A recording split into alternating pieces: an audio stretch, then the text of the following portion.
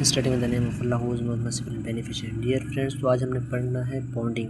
हम बारीक से बारीक बॉन्ड्स पढ़ेंगे कि बहुत से बच्चे ऐसे होते हैं जो केमिस्ट्री पढ़ते हैं तो उन्हें ये पता नहीं होता कि बॉन्ड्स कैसे पढ़ते हैं, या बड़े बड़े रिएक्शंस वगैरह देखते हैं तो वो ये सोचते हैं कि ये बॉन्ड्स कैसे बनते हैं। या बात करूँ कि जैसे कि ऑर्गेनिक केमिस्ट्री है, ऑर्गेनिक केमिस्ट्री वो चैप्टर होता है जिसमें बॉन्डिंग और बॉन्डिंग होता है। इससे पहले तो वो इसलिए देते हैं कि बॉन्डिंग बच्चे समझें, तो इसके बाद वो समझें कि ऑर्गेनिक केमिस्ट्री कैसे होता है। जैसे मैं फॉर एग्जांपल बात करूं, एक कार्बन है, ये इतने कार्बन आपस के साथ बॉन्ड बनाते हैं एक दूसरे के साथ, और हाइड्रोजन के साथ बनाते हैं, किसी और के साथ बनाते हैं। तो बच्चे ये चीज़ देख के बहुत परेशान हो जाते हैं कि ये बॉन्ड किस तरह से बनते हैं कि इतने। तो कोशिश करें कि बॉन्ड को बारीक से समझें कि बॉन्ड होता क्या है और बॉन्ड के क्या तरीक़ेकार हैं। तो इसके बाद बॉन्ड फिर आपको ऑर्गेनिक केमिस्ट्री हो या केमिस्ट्री की कोई भी सिस्टम हो या कोई फार्मूला, तो आपको आसान लगेगा। तो स्टार्ट करते हैं। सबसे पहले है बॉन्डिंग। बॉन्डिंग क्या है? तो अब फॉर एग्जांपल मैं आपको बताऊं तो वैसे तो हम अगर कोई भी चीज़ से देखें, तो अब फॉर एग्जांपल मैं बात करूं तो हम कोई चीज़ बनाते हैं तो उसको पहले हम उसे देखते हैं, फिर उसके बनने के प्रोसेस को देखते हैं। मगर केमिस्ट्री अगर बॉन्डिंग की बात करें तो आप सबसे पहले उसके बनने की प्रोसेस को देखेंगे और उसके बाद बनने वाली चीज़ देखेंगे। तो सबसे पहले हम पढ़ेंगे बॉन्डिंग क्या होता है। तो याद रखें, बॉन्डिंग मतलब होता है attraction between molecules and elements. Elements और मॉलिक्यूल के दरमियान जो अट्रैक्शन होती है उसे हम बॉन्डिंग कहते हैं। उसकी ये भी कह सकते हैं, मगर अगर के मैं आपको एक डेफिनेशन बताऊं तो इसके हिसाब से भी ये कह सकते हैं process formation of bond. Bond के फार्मेशन को हम बॉन्डिंग कहते हैं। अब बॉन्ड क्या होता है, चलो हमें बॉन्ड की फार्मेशन को हम बॉन्डिंग कहते हैं। तो बॉन्ड क्या होता है? Association of atom and elements. Elements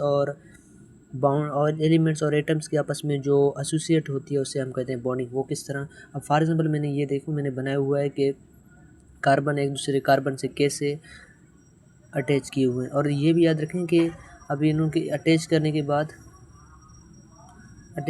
बाद उन्होंने एक दूसरे को कैसे एक बड़ा मॉलिक्यूल बना लिया। तो यही कहते हैं कि बॉन्ड वो प्रोसेस होता है जिसमें से एटम एलिमेंट्स आपस में क्या होते हैं, बॉन्ड करते हैं और उसके बाद एक बड़ा एलिमेंट्स वगैरह बनाते हैं। और अब हम क्या करेंगे, बेसिक से बेसिक बॉन्डिंग को समझेंगे। बॉन्डिंग होता कैसा है?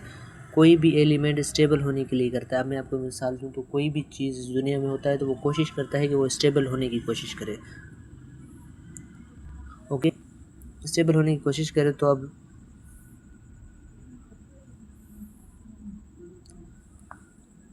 मैं फॉर एग्जांपल बात करूं तो एग्जांपल है, आपके पास जो एलिमेंट्स होते हैं वो क्या करते हैं कि वो चाहते हैं कि वो स्टेबल होने की कोशिश करें। जैसे कि दुनिया में कोई भी होने की कोशिश करता है तो वो करते हैं दो रूल के मुताबिक। क्या करते हैं? वो दो रूल के मुताबिक करते हैं। या तो वो कहते हैं कि उनकी आउटर मोस्ट शेल, और आउटर मोस्ट शेल क्या होता है वो देखते हैं। तो देखिए, आउटर मोस्ट शेल किसी भी एलिमेंट्स की जो सबसे आउटर मोस्ट शेल होती है उसे हम कहते हैं वैलेंस शेल। वही वैलेंस शेल जो कि हमारे पास बॉन्डिंग में मौजूद होता है।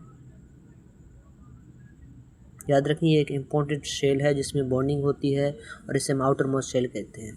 तो बहुत से एलिमेंट, सारे एलिमेंट जैसे होते हैं, कुछ एलिमेंट्स होते हैं उनके ये परवाह नहीं होता, वो मैं आपको बता दूंगा, उसको टिक करा दूंगा। अब देखेंगे on the base of rules के मुताबिक करें तो बहुत से एलिमेंट्स हैं वो चाहते हैं उनके ऑक्टेट जो है या आउटर मोस्ट शेल है उसमें क्या हो, दो इलेक्ट्रॉन्स हो। दो इलेक्ट्रॉन जिसके में होंगे तो उसे हम डबलेट रूल फॉलो करने वाले कहेंगे। जिसके पीछे अगर कि 8 इलेक्ट्रॉन हो तो उसे हम कहेंगे ऑक्टेट रूल फॉलो करने वाले एलिमेंट्स। ओके, तो ये आप समझें कि कोई भी एलिमेंट इस वर्ल्ड में वो कोशिश करता है कि वो स्टेबल हो जाए, या तो उसके वैलेंस शेल में 2 इलेक्ट्रॉन हो या उसके वैलेंस शेल में 8 इलेक्ट्रॉन हो। अब मैं फॉर एग्जांपल आपको कुछ एलिमेंट्स बताता हूँ।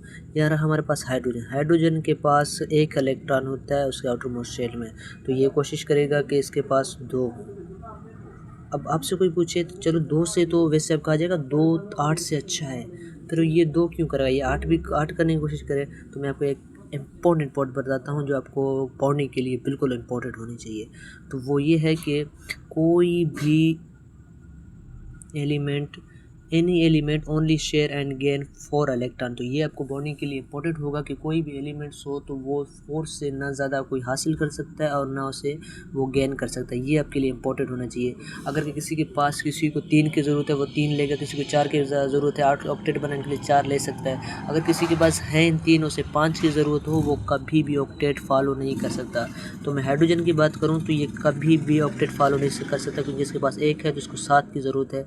ये कभी भी ऑक्टेट रूल फॉलो नहीं करेगा या डुप्लेट रूल फॉलो करेगा। अब बेरिलियम की बात करें, बेरिलियम के पास आउटर मोस्ट शेल में 2 हैं और ये अगर ऑक्टेट बनाने की कोशिश करे तो ये कभी भी नहीं बना सकता। ठीक है, तो इसमें ये क्या करेगा कि ये अपने इसी ऑक्टेट रूल में ही रहेगा। ओके, थर्ड की बात करें, थर्ड हमारे पास है वो है बोरॉन। बोरॉन की बात करें तो बोरॉन भी हमारे पास, ये देखें तो बोरॉन क्या करता है कि ये कहता है कि अगर के मैं ऑक्टेट रूल फॉलो करनी चाहूँ तो उसके पास 5 चीज़ें ज़रूरत है। 5 की ज़रूरत है, 5 चीज़ें कोई दे नहीं सकता क्योंकि आखिरी से आखिरी क्या होता है वो 4 होता है। तो इसलिए ये क्या करेगा, अपना एक है वो देगा। अब मैं फॉर एग्जाम्पल ये समझाने से पहले वो क्यों देगा वो देखें। मैं आपको मिसाल दूँ, आपके पास 2 चीज़ें आपके हाथ में या आपके पास 2 बैग हैं, 1-2, एक में है 50,000 और एक में है 150 के।